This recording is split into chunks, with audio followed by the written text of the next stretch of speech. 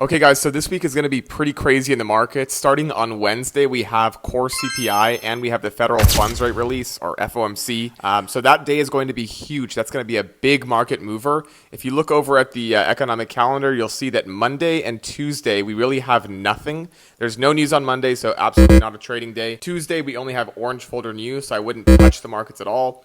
Wednesday, if we get a good setup at 8:30 a.m., it's fine to try something, but just know that on a day like today, they create a lot of liquidity in the markets for this move right here. This 2 p.m. FOMC statement and federal funds rate release, this is going to be the big market mover. So what typically happens is in the morning, we create liquidity. So we induce traders to the long side or the short side. And then the real move happens at 2 p.m. and takes everybody out of positions. So this is really the time that you want to wait to take a trade on Wednesday. But Thursday we have 8:30 news, so this is going to be a one setup for life. The market should form a data candle with a very big wick to the upside or the downside and target the wick that forms on this data candle, the high of the wick or the low that forms, just depending on what the candle looks like. And then on Friday, if you've had two really good days, Wednesday and Thursday, I would avoid this entirely or trade super small size. But you're going to have a 10 a.m. news setup that forms, so that will be good to take a trade on. Again, if you've been very green for the week, just avoid this day entirely or just trade super light size. The last thing you want is to lose badly for over trading or doing something stupid on Friday when you shouldn't have traded in the first place, and go into the weekend with a really bad mindset that you've lost trades that you shouldn't have and you've lost capital that you shouldn't have. So, okay, and then looking back at the swing trades for the week, first one we're looking at is PayPal. This is one that I personally am long in. I called out in the Discord and on X that if we got this turtle soup and we had a bullish reaction off of this swing low within a bullish fair value gap, that was going to be an excellent reason to take longs. So personally, on this day, when I saw this bullish reaction out of this turtle soup, I went long, and now we are crazy green on this. My stop's already at break even. My first target will be this internal high, which is at $70.66. My second take profit is going to be at this high at $76.54, and my third take profit is going to be at this internal high at $88.63. Coinbase was not as ideal if we look at the daily chart. I saw this bearish fair value gap that was closed above right here. I waited for a retracement the next day. I actually longed around 236. My stop was around 210, and my take profits were going to be at 283.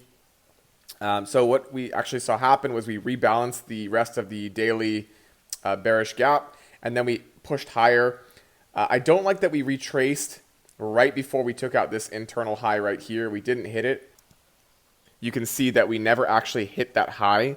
So that's not ideal to me that we retraced right before hitting that high. So I might just close out this position here. We want to see how we react this week. But it doesn't look great in my opinion, just based on this reaction. So PayPal is the one that I really like personally. Another one that I'm looking at is Shopify. If you look at Shopify on the weekly chart, we actually came back and balanced this weekly fair value gap, which is a really good sign, and we're having a good push. But personally, I want a better RR on this trade, so I want to wait until the daily gap is filled, which if you look at right here, it's this gap that has formed and it's a blue box. So I want to see Shopify move into this daily gap, and from there, I will look to take longs personally. That's just what I see. I want a better risk reward to this trade.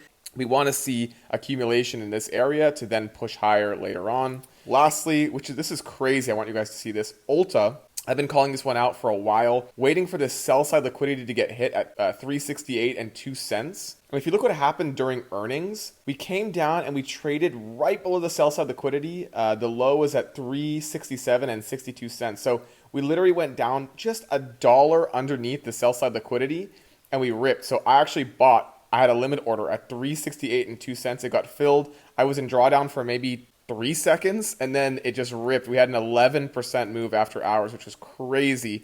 I didn't take any profits. I'm still accumulating more longs. I think this is going to be a great position over time.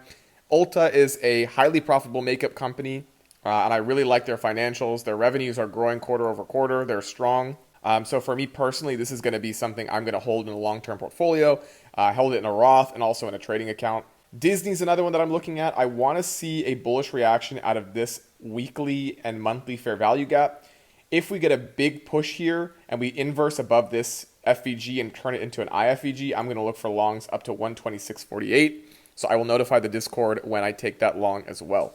So that's pretty much it for this week. Again, Monday and Tuesday are no trading days. I would highly suggest you step away from the markets. Don't even worry about it until Wednesday when we have that big move from CPI and FOMC. Thursday and Friday are also going to be great days to trade. There's red folder news. But keep in mind, if you are heavy green on Wednesday and Thursday, just size down on Friday. And then, of course, I cover the swing trades: Disney, Ulta, PayPal, Coinbase, and Shopify. If you guys have any questions, just let me know. But that is the overview for this week.